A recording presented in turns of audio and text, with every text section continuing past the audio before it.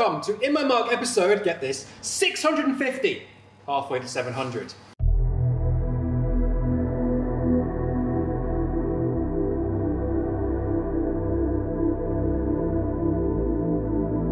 Isn't that going to be a big, exciting thing?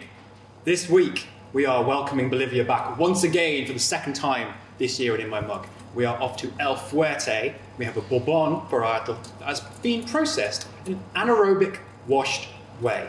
Now, Roland, this word anaerobically washed, I don't know much about anaerobic processing. Can you enlighten me and our lovely people at home, please?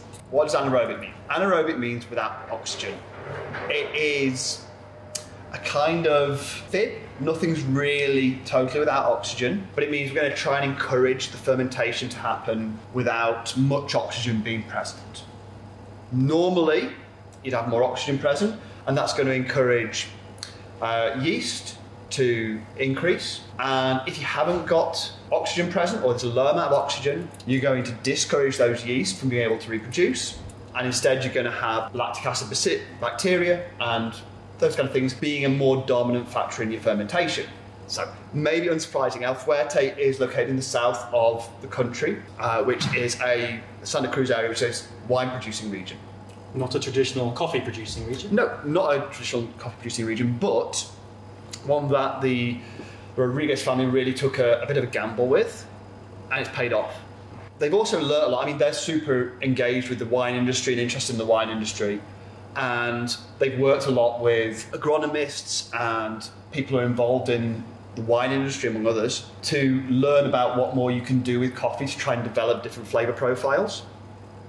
And what we're tasting here, these anaerobic, is kind of, I think, the start of, a new experiment from them that's kind of got up to scale.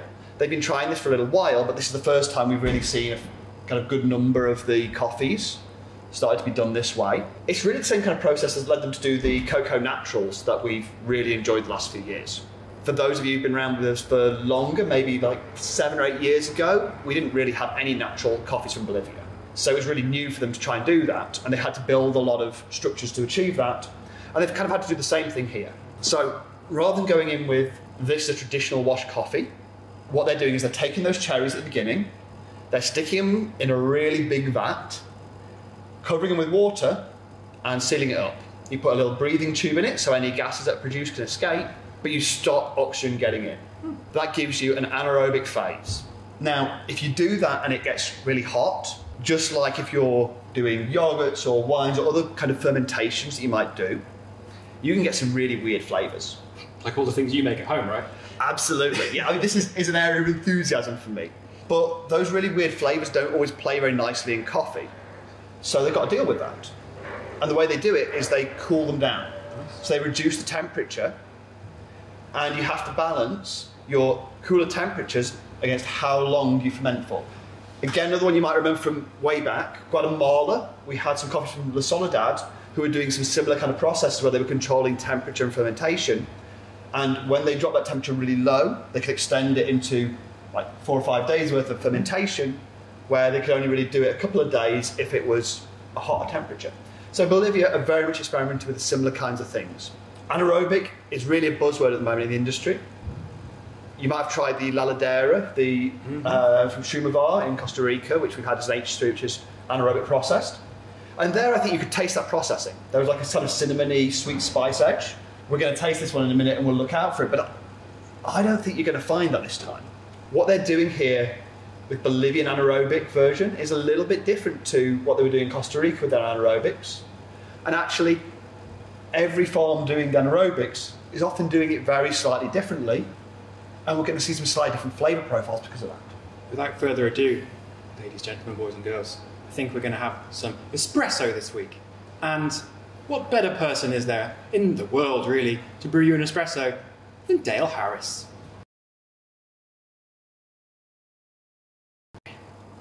And we are back. We have delicious coffee with major thanks to Mr. Dale Harris. He has some very interesting brewing information for us. He dosed this at 18.9 grams, brewing 38 grams of espresso in about 34 seconds. For those of you at home who want to try, that's what we're drinking in our cups right now. I really like the sweetness. We talked about this last time with the Bolivian coffees. They got a real kind of depth and sweetness to them, and that's for me is definitely here again. Mm. There's kind of like, I kind of want to jump towards milk chocolate, but actually there's like that fruity element to it, and it actually reminds me more of like malts and like malt loaf in that sweetness. It's a really odd one, but yeah, it's got that kind of brown malty dried fruit kind of sweetness to it. I think it's a flavour we found in Bolivian coffees in the past. It's one I've always enjoyed. For those of you from a while ago, it was, I believe, David Vilka's cousin, Juan Juanca. Fantastic coffee that was. Loved like the malty stuff to that. And again, we're finding malt in a delicious Bolivian coffee. But there's also kind of a fruit element to it. And this is one that we had in the Burundi Natural a few weeks ago that I said at that time, I hardly ever get it and I really like it, and that's pear. And it's back again. They're back again. Keeping yourself happy, finding coffees you like with pear in. Who'd have thought it? Yeah. Now, this really does, I just talked about it before about the little Soledades that we had. And this reminds me a lot of the different fermentations that we had from there, in the sense that this is very clean, and it's a little bit kind of crisper and more delicate than a lot of Bolivian coffees that I'd expect. It's still got very noticeably that sweetness and depth, but it's got that kind of crisp cleanness that I associate with that kind of slower, longer fermentation at a slightly lower temperature.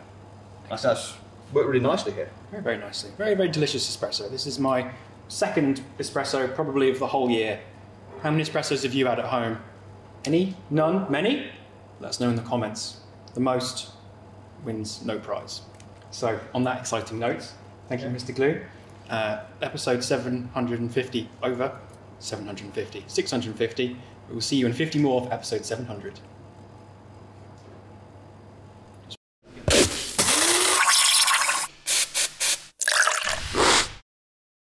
Wrong with the thing at the end going wrong.